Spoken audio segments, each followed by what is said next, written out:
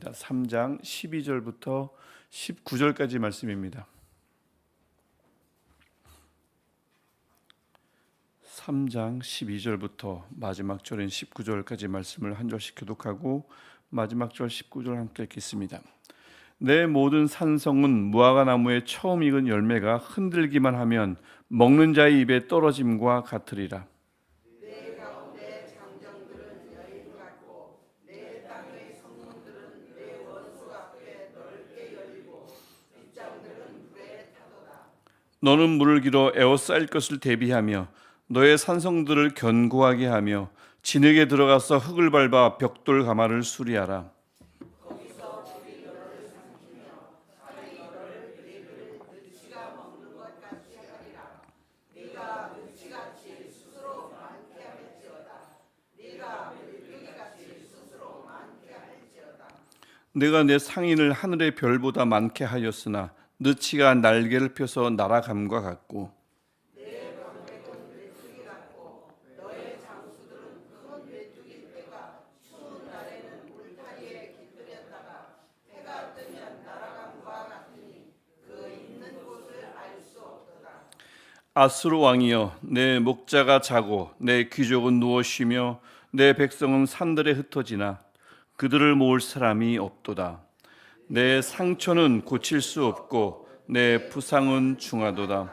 내 소식을 듣는 자가 다 너를 보고 손뼉을 치나니 이는 그들이 항상 내게 행패를 당하였음이 아니더냐 하시니라. 아멘. 오늘 본문은 나홈서의 이제 결론 부분입니다. 마무리하는 본문이죠. 즉 하나님께서 아수르에게 내리시는 최종 판결문이라 할 수 있습니다. 그래서 12절 보시면 무화과 나무를, 이 무화과는 굉장히 무겁기 때문에 나무를 흔들면 쉽게 떨어지는 성질을 가지고 있습니다. 그래서 무화과 나무를 흔들면 우수수 떨어지는 무화과처럼 아수르의 견고한 성벽, 강력한 군사력은 하나님이 흔드는 순간 무너진다는 말씀입니다.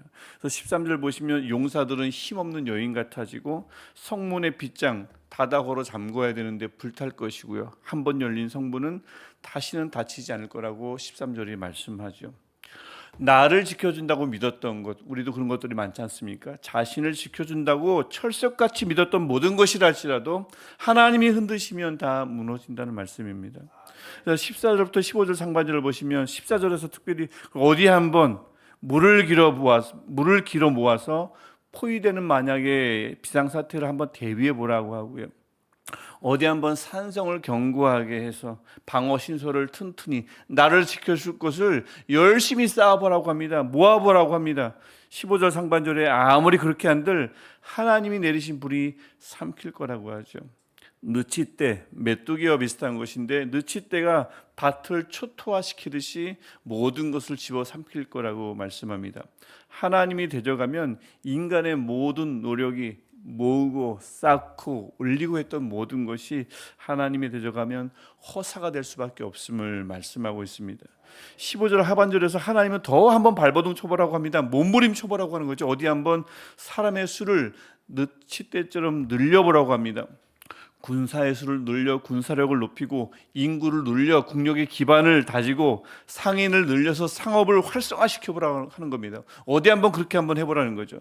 아수르가 사실 실제 행했던 일입니다. 해왔던 일이고 특별히 16절 상반절을 보면 특히 그들은 이미 상인의 수를 하늘의 별보다 많게 하였다라고 고발하고 있습니다. 이게 무슨 뜻이냐면 그만큼 거래되는 물건이 엄청나게 많았다는 뜻입니다. 그 많은 물건이 어디서 왔겠습니까? 비정상적으로 많다는 뜻이거든요. 전쟁에서 빼앗은 것들입니다. 결국 상인이 많다는 것은 그만큼 그들이 수많은 나라를 약탈했다는 뜻인 거죠. 하나님이 그것을 다 지켜보았다는 것입니다. 그래서 이 하나님이 그것을 다 보았으므로 그 아수르의 번영, 그들이 폭력과 수탈로 이룬 번영, 그것을 하나님이 결코 묵시하지 않겠다, 좌시하지 않겠다라고 말씀합니다. 그래서 16절 하반절이죠. 느치가 나라가 종족을 감추어 버리듯이 아수르는 흔적도 없이 사라질 것이라고 말씀합니다. 여러분, 하나님에게 수나 양은 아무런 의미가 없습니다. 하나님께 붙들리면 300명으로도 충분한 거고요. 예수님이 손에 들고 축사하시면 오병이어도 풍성한 줄 믿습니다. 하지만 하나님이 대속하시면 셀 수 없는 수라도 하루아침에 사라지고 마는 것입니다. 하나님이 함께 하시면 아무리 작아도 충분합니다. 하나님이 대속하시면 아무리 많아도 무너지고 부족한 줄 믿습니다. 하나님은 이 사실을 18절부터 19절에서 마지막으로 그 아수르의 왕, 무소불위의 권력을 행사하던 아수르의 왕에게 최종적으로 선언하십니다. 18절 말씀에 하나님이 대적하시니 유능한 신하들 모두 누워 쉬며 잠잘 것입니다. 즉 죽음의 잠에 빠질 것이고요, 백성은 사방으로 흩어질 것입니다. 그들이 모았던 그 늘렸던 인구가 다 사라질 것입니다. 그래서 18절 그 사라진 사람들을 다시 모을 수 있나요? 없습니다. 기생할 수 없습니다. 회복될 수 없습니다. 그것을 확정하는 것이 19절이죠. 상처는 고칠 수가 없습니다. 회복은 불가하며 완전히 소멸될 것입니다. 그때 이제 그들의 그 완전한 패망을 주변의 인근 국가들이 보고 어떻게 할까요? 당연히 19절 말씀처럼 다 너를 보고 손뼉을 치나니 당연히 그들의 멸망을 보고 손뼉을 치죠. 우리도 그랬지 않습니까? 일본의 패전 소식이 그들에게는 비극이었죠. 엄청난 비극이 일어났잖아요. 히로시마 땅에도 그렇고. 하지만 우리와 같은 식민지 백성들에게는 그 날은 해방의 기쁨의 날이었습니다. 지금까지도 우리가 기념하는 날 아닙니까? 8.15. 아수르의 멸망 역시 그들에게 짓밟히고 약탈당했던 나라들에게는 박수치며 기뻐할 해방의 소식이었습니다. 그래서 이 무서운 말씀을 아수르가 들었는데, 어제도 말씀드렸지만 아수르는 이 경고를 듣고도 눈 하나 깜빡하지 않았습니다. 그리고 결국 주전 612년에 하나님의 말씀대로 예언대로 무너졌어요.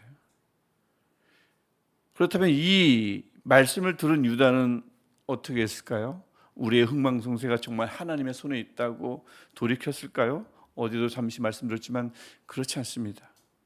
그들에게 하나님은 신앙 대상일 뿐 현실적인 우리의 수호자는 누가 뭐래도 초강대국인 아수르지 했습니다. 유다는 그래서 하나님을 믿었지만 실제 의지한 건 아수르였습니다. 하나님이 어느 세월에 보복해 주시겠어요? 저렇게 날뛰는데 어느 세월에 심판해 주시겠습니까? 보이질 않는데 지금 당장 우리를 지켜주는 것은 저기죠, 아수르라는 거죠. 무섭잖아요. 위대하잖아요. 힘이 막강하지 않습니까? 그런데 그 아수르가 무너졌단 말입니다. 그러면 유다가 어떻게 해야 돼요? 얼른 정신 차리고 하나님을 붙들었어야 하죠. 그들의 운명이 철저히 하나님의 손에 있다고 정말 자복하며 회개하며 고백했어야 합니다. 그런데 유다는 또 다른 강대국을 찾았습니다. 역시 애굽이지. 수천 년을 버틴 이유가 있지. 아니지, 저 아수르를 무너뜨린 바벨론이지. 그래서 아수르를 의지하다가 아수르가 무너지자 이번에는 애굽과 바벨론을 붙든 것입니다. 나를 지켜줄 막강한 나라, 나를 지켜줄, 나를 도와줄 막강한 사람들 붙든 것입니다. 여러분, 그들이 제사를 안 드렸겠습니까? 그들이 말씀을 안 읽었겠습니까? 그들은 기도했을 겁니다. 하나님만이 왕이라고 소리 높여 외쳤을 겁니다. 하지만 현실에서는 하나님을 의지하지 않았습니다. 애굽과 바벨론 사이에서, 이 강력한 사람과 저 강력한 사람 사이에서 줄타기에 온통 신경 집중했던 거죠. 저 나라를 붙들어야 되는데 저 사람들은 지금 무엇을 붙들려 하는가? 저 나라를 붙들어야지. 바벨론인데, 애굽인데. 그랬던 겁니다. 그렇게 그들은 강대국, 강한 자에게 기대는 습성을 좀처럼 버리지 못했고 그 결과는 멸망이었습니다. 그것도 아수르가 무너진 지 단 26년 뒤에 남유다도 똑같이 멸망했습니다. 여러분, 나훔서의 이 아수르는 그래서 유다에게, 우리 설교 제목처럼 또 우리에게 훌륭한 반면 교사가 됩니다. 멸망한 아수르가 유다에게, 우리에게 불러주는 노래라 할 수 있는 것이죠. 우리처럼 살지 말라고, 자신의 산성과 성벽을 의지하지 말라고, 자신의 노력을 과신하지 말라고요. 사람의 수와 재물의 양을, 수와 양을 의지하지 말라고요. 우리와 같은 강대국 강한 자를 결코 의지하지 말라고 외치는 노래입니다. 버리라는 것이 아니죠. 등지라는 것이 결코 아닙니다. 필요하면 사용해야죠. 하나님이 주신 것은 누리면 됩니다. 하지만 그것에 사로잡히지는 말라는 것입니다. 오직 하나님만 의지하고 오직 그분께만 사로잡히라는 노래입니다. 이것이 멸망한 아수르가 유다에게 그리고 우리에게 남긴 마지막 노래인 것입니다. 유언과 같은 노래인 것이죠. 우리 하나님은 지금도 자기 백성을 지키시는 분이신 줄 믿습니다. 우리 아버지이십니다.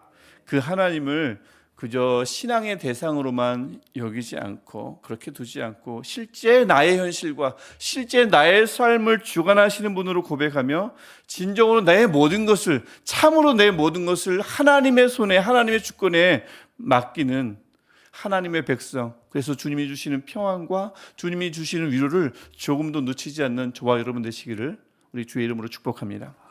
기도하시겠습니다. 하나님, 오늘 이 말씀을 통해 우리에게도 그 음성을 들려주시니 감사합니다. 이 새벽 이른 시간 나의 마음과 나의 모든 것을 하나님의 말씀으로 또 기도로 채우기를 원하는 우리들에게 오늘 말씀으로 채워주셔서 우리가 생각하는 성벽과 내가 붙들고 있는 노력과 사람을 의지하지 않게 하시고 오직 주님만이 나의 요새이시며 주님만이 나의 피난처가 되게 하옵소서. 하나님을 신앙의 대상으로만 두지 말게 하시고 우리의 삶과 현실을 실제 주관하시는, 현실적으로 주관하시는 나의 주님이심을 믿고 의지하는 마음이 조금도 떨어지지 않도록 도와주옵소서. 그래서 정말 모든 것을 주님의 손에 맡기며 주께서 주시는 그래서 위로와 평안을 오늘도 풍성하게 누리는 하루 되게 하여 주옵소서.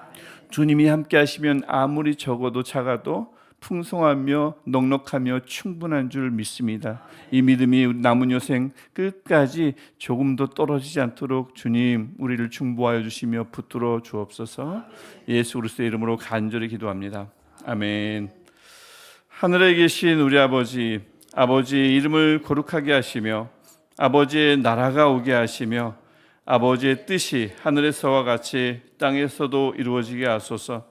오늘 우리에게 일용할 양식을 주시고 우리가 우리에게 잘못한 사람을 용서하여 준 것 같이 우리 죄를 용서하여 주시고 우리를 시험에 빠지지 않게 하시고 악에서 구하소서.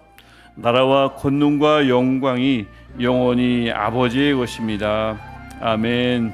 참으로 오늘 우리 아버지가 되시며 우리를 지켜주시는 우리의 산성이 되시며 피난처가 되시는 우리 하나님 앞에 우리가 간절히 기도하시겠습니다.